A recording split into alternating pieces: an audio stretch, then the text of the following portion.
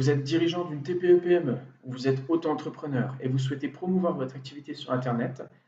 Aujourd'hui, dans cette vidéo, je vais vous montrer comment créer un site Internet en quelques étapes avec un budget limité.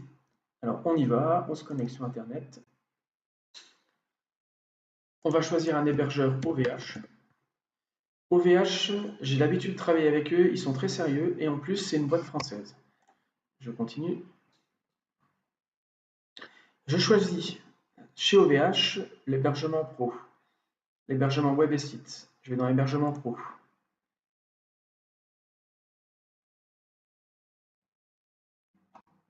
Alors, on va prendre l'offre pro qui contient un nom de domaine, donc ça sera le nom de votre site, 256 Go d'espace disque sans adresse mail et un trafic illimité. Je commande. L'hébergement pro, c'est vraiment l'hébergement qui va nous permettre de créer un WordPress.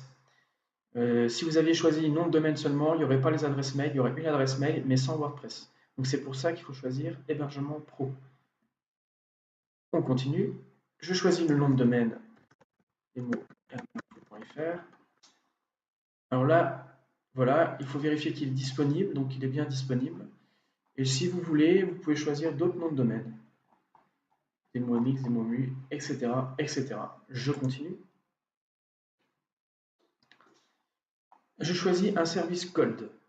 Je choisis de booster mon DNS en Anycast. Eh bien, je ne choisis pas cette option. Je ne choisis pas non plus le DNS sec. Le DNS sec. Je continue.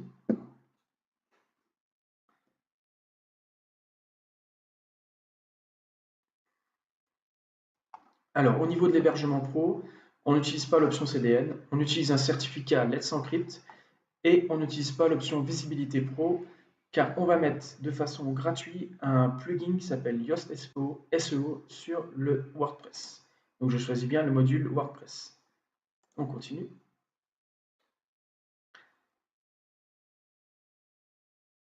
Je ne choisis pas d'offre d'essai, je continue.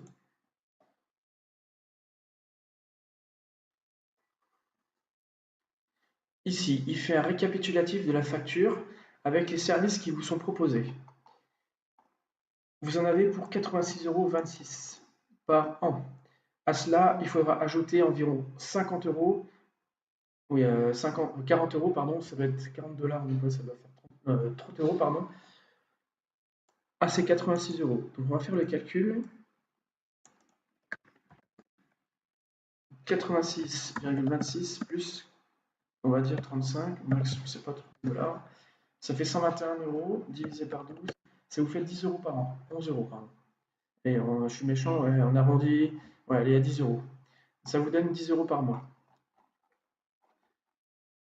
Je continue. Ici, il va vous demander de créer un compte OVH. Donc attention, alors, lors de la création de compte, il faut renseigner une email valide pour qu'il puisse vous envoyer les identifiants WordPress. Moi, je suis déjà client, donc je renseigne les identifiants.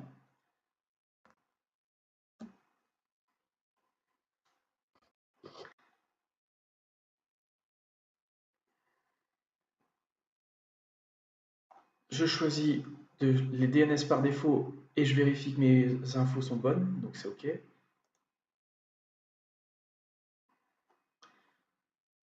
Et je valide les contrats. Donc là, j'attends que le contrat, OK, je valide.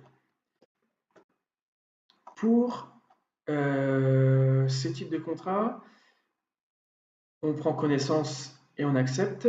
Moi, je vais mettre fin à la vidéo parce qu'après, c'est l'histoire de paiement. Une fois le paiement effectué, on revient ensuite pour expliquer comment on configure et on met en place notre WordPress. Voilà, je vous dis à tout de suite. On est de retour pour l'installation du site internet.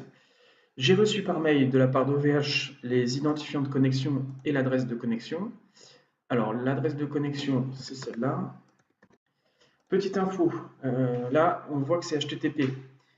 Là, la création du certificat HTTPS que j'ai montré dans l'installation, c'est en cours. Donc, on verra dans la prochaine vidéo comment mettre en place les accès HTTPS. Mais pour l'instant, on va commencer en HTTP. Donc, je me connecte en HTTP. Donc c'est bien non sécurisé. Ensuite, à la fin de la prochaine vidéo, on aura sécurisé. Alors, je me connecte avec mon identifiant. Mon identifiant, c'est admin4400. Le mot de passe, c'est celui-là. Voilà, je me connecte. Voilà, je me retrouve sur mon site internet WordPress. Il faut déjà faire la mise à jour du 5.1. Donc je fais la mise à jour. Ok, mettre à jour maintenant. Ça prend très peu de temps, hein, normalement. Mettre à jour maintenant.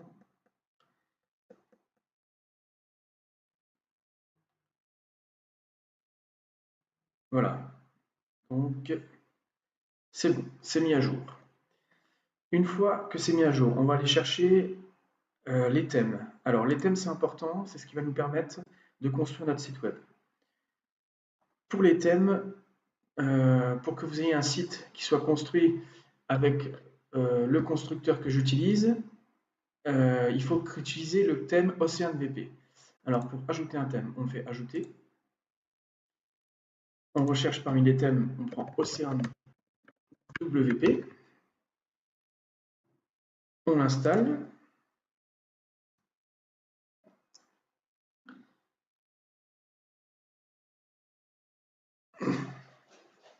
Je l'active.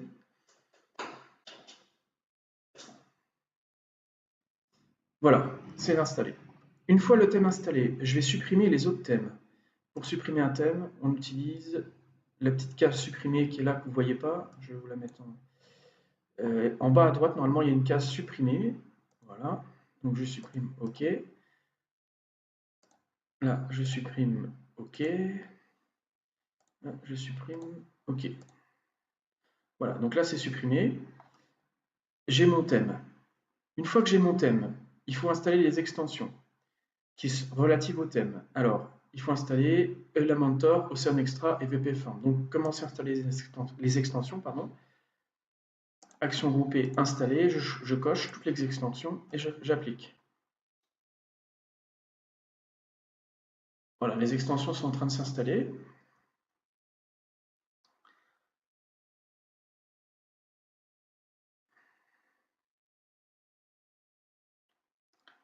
Bon, ça prend un peu de temps. Voilà, nous y sommes.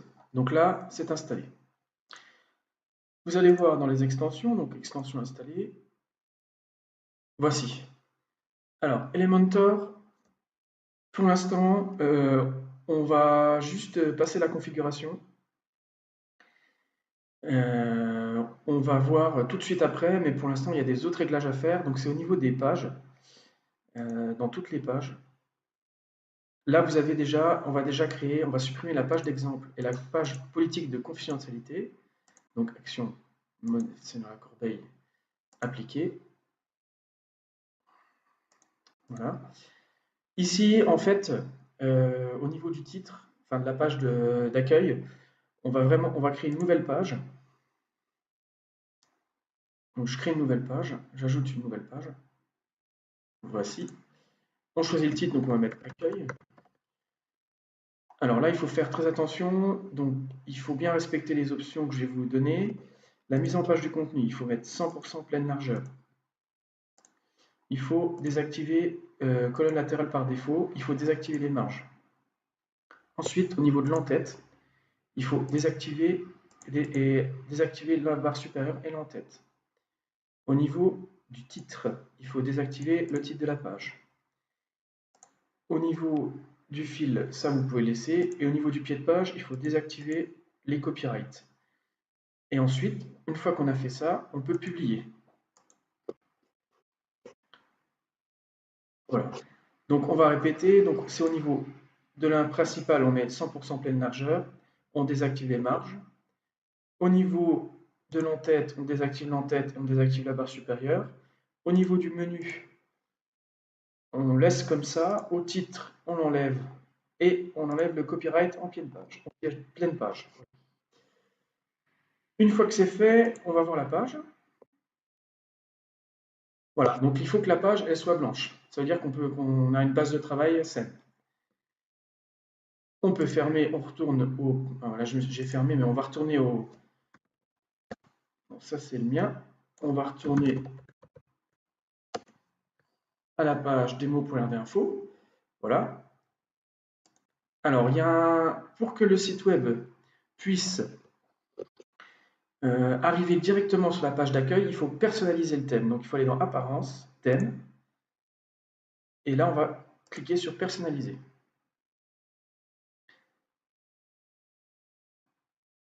Alors, au niveau du titre du site, on va changer le titre du site, mais aussi on va changer la page d'accueil. Alors, il faut attendre un petit peu de temps au niveau de la personnalisation du thème.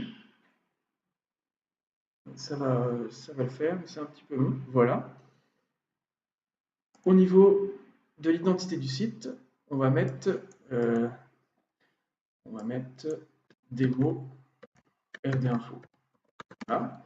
Le slogan tuto RD Info. Voilà, je reviens là. Au niveau du réglage de la page d'accueil maintenant, il faut aller dans une page statique et on sélectionne la page d'accueil qu'on a créée auparavant.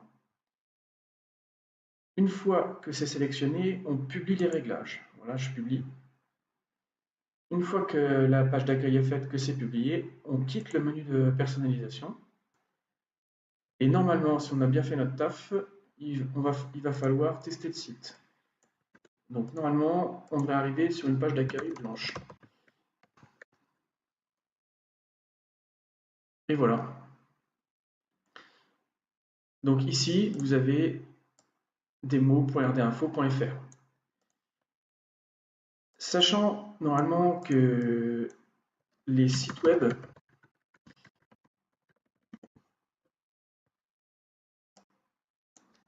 pardon,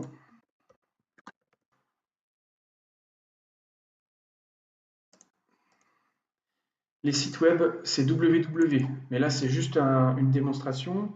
Les sites web sont votre site, il sera accessible avec le http www.demo.rdinfo.fr. On va d'ailleurs le vérifier tout de suite. Alors http www.demo.rdinfo.fr. Voilà, donc là il est accessible. Maintenant, on va créer notre première page. Alors pour créer la première page, on va faire tableau de bord. On va se retrouver sur la page d'accueil. Au niveau de la page d'accueil, on va faire modifier. Mais cette fois, au lieu de modifier la page avec l'identifiant WordPress, enfin, l'éditeur, on va modifier avec Elementor.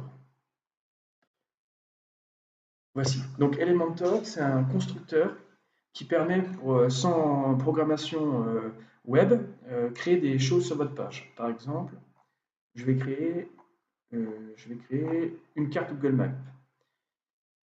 Elementor, ça marche par sections. Donc on va créer une première section. Je crée une première section. Voilà.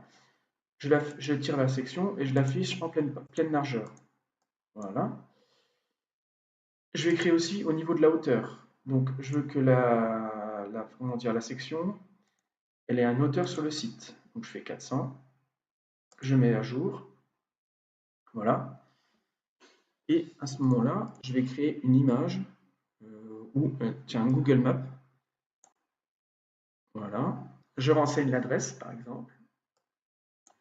Alors, je mets 2 rue Maréchal Lannes.